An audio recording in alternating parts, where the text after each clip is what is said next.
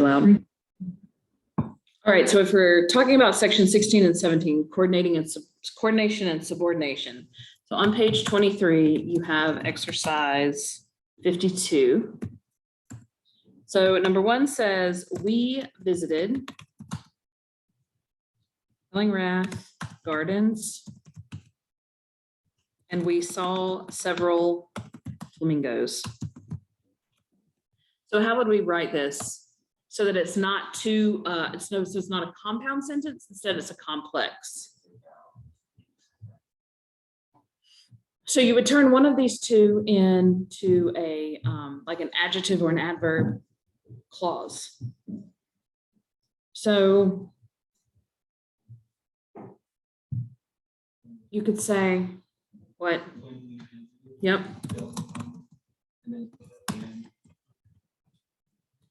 Right, when we visited Bellingrath Gardens, we saw several flamingos. So that's the corrected one. Instead of having it just as 2 sentences, we visited Bellingrath Gardens and we saw several flamingos. So it's joining the two into context. So you can kind of express that when you were in this place, then you saw several flamingos. So yeah, that's good. All right, so the second one, mom took evening.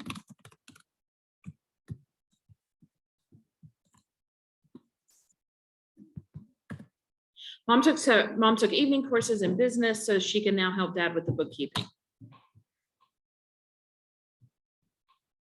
So what is the, what happened? And then,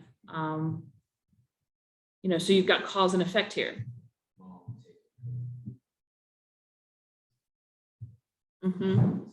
So yeah, you make that dependent clause. So you could say, like, because mom took evening class courses in business, she can now help dad with the bookkeeping. Or since mom finished or took evening classes in business, she can now help dad with the bookkeeping. So yeah, so also obviously you would take out that coordinating conjunction between the two independent clauses because you have now made one of them subordinate. So it's important to make sure that those conjunctions come out. Okay, the third one, his argument was Jesus did indeed rise bodily from the grave. What about this one?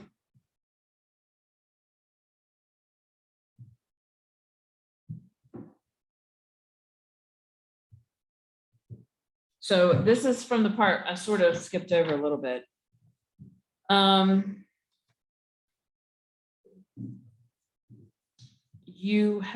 We've left out a word here. Yeah, where would you put that? Right, his argument was that Jesus did indeed, because so this is a noun clause. It's our predicate nominative. So his argument was that Jesus did indeed rise bodily from the grave. All right, you got this. I feel like I'll struggle with this a little bit. So you have it a little bit quicker than I do.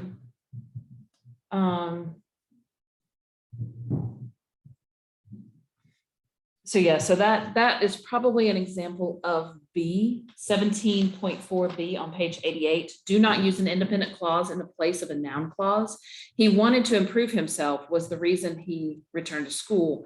That he wanted to improve himself was the reason he returned to school. So you have to have that.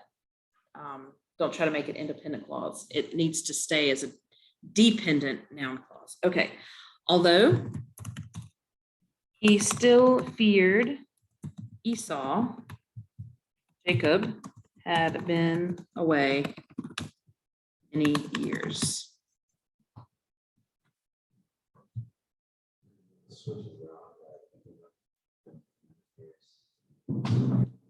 Right, so in this case, we've got upside down subordination. So it's not that he still feared Esau. I don't know, like that really doesn't make a lot of sense. It is that although Jacob has been away many years, he still feared Esau. So yeah, it's sort of upside down. So although Jacob had been away many years, he still feared Esau. All right, last one, and then we got to go. I read a biography which was about Marie Curie, who was a discoverer of radium, which was once used in treating cancer. Yeah, we've got a lot of rambling going on a little bit here. I read a biography which was about Marie Curie, who was a discoverer of radium, which was once used in treating cancer. So yeah, so you've got, in this case, we're just going to have to make two separate sentences, but we can still say, I read a biography about Marie Curie.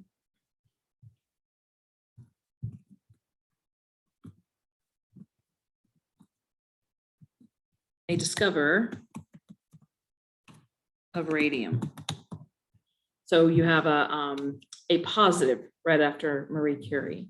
And then your second sentence states, radium was once used in curing cancer.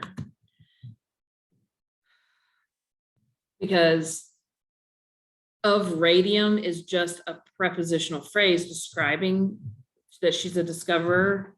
So you really need to separate that sentence so that you have a sentence about Marie Curie and then you have a separate sentence about radium. So that covers the coordination and subordination. While y'all are checking your answer there. So for homework tonight, I want you to read pages 160 through 166. This finishes Moby Dick, and answer questions number 9 and 10 on page 166. And then I would also like for you to, it's not a lot, but I want you to look at exercise 3. So in your workbook, page 24, do exercise 53. We will be having a quiz on clauses and subordination and coordination Thursday. So I want y'all to try that exercise 53. Let's see how you do. And then we will review the clauses so that you'll be ready for the quiz on Thursday, since we can't have it on Friday. All right, and that is it. So I'm going to go help get the line taken care of, and we'll finish this up tomorrow.